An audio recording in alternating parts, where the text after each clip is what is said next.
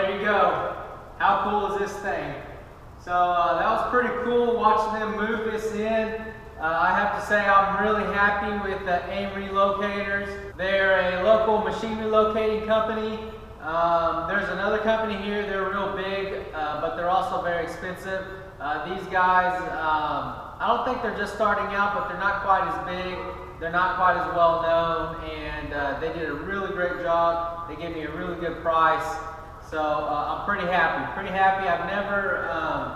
I've seen machines move before, but I guess, you know, whenever it's your stuff, you just pay a lot more attention and you really pay attention to the details. So this is the first machine that I've purchased that I had to use a relocator service like that, and I'm really happy with them.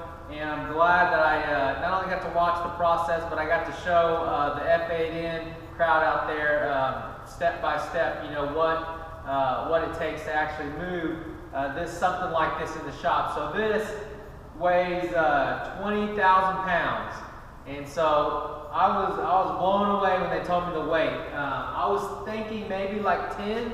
I didn't expect 20. So, you know, why does it weigh so much? Well, it's because of what it does. And for anybody out there that doesn't know what this is, it's a plate shear. And I believe the brand is called an Alpha American Hercules. And it's a 10-foot, it's got a 10-foot bed, and it can cut up to 3/8 inch.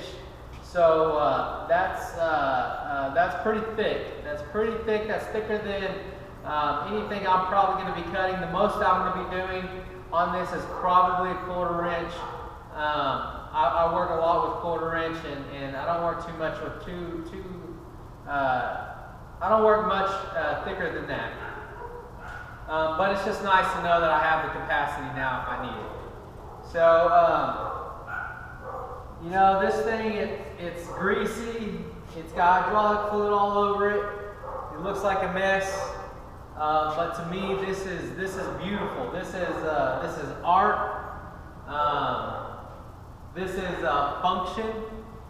So I'm really excited to have it here. I'm really excited to see it sitting on the floor.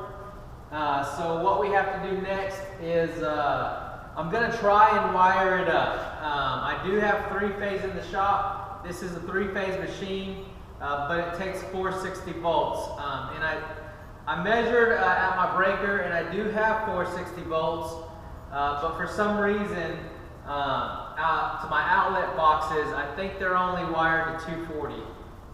So I'll have to verify that. And another thing is, I don't know if this is just a 460 motor or if you could rewire it down to like 230 or something like that. A lot of these 3-phase motors, they have 2 different voltages on them that you can change a few wires, change the voltage on it, and then I would be fine with the 240. So I'm not sure yet. I'll mess around with it and see where I get. But I'm not real concerned right now because I don't have an immediate need for it. I bought this because I got a really good deal on it. I didn't want somebody to take it from under me.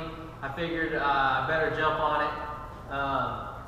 Also, I really want to put a lot of detail into just cleaning her up, getting as clean and spotless as possible, taking everything that's removable off of it, and just going and doing a real good deep clean. And then I think I'm probably going to repaint the whole thing. So repaint it, and then fix any cosmetic things that are wrong with it. Like this guard here, it looks like they made some notches in it. I'm not real sure why they put these notches in it. These guides, I want to make sure everything's good with those.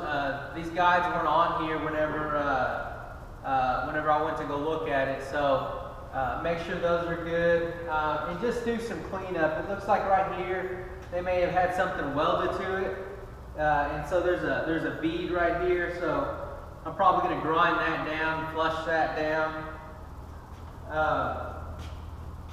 and just, you know, make it look nice again. Bring this piece of machinery back to life.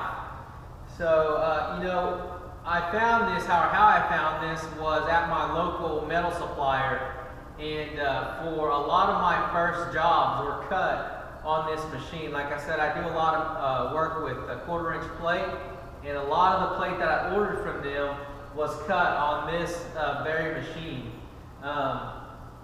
So I guess they had some end of the year money they needed to get rid of, and they wanted to buy a new shear. So they ended up buying a brand new shear. This one was still working.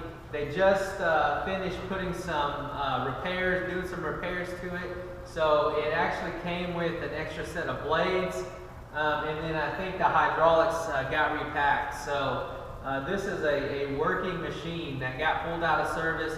It's been out of service probably 6 or 7 months now, and I was able to jump on this. So I'll bring you in closer, and we'll take a closer look at the shear and explain to you what I know about this shear. I don't know a lot about shears. I have used them in the past. I've used them at some of my other jobs that I've worked at, but I know enough about them to get the job done. So let's take a look at this thing.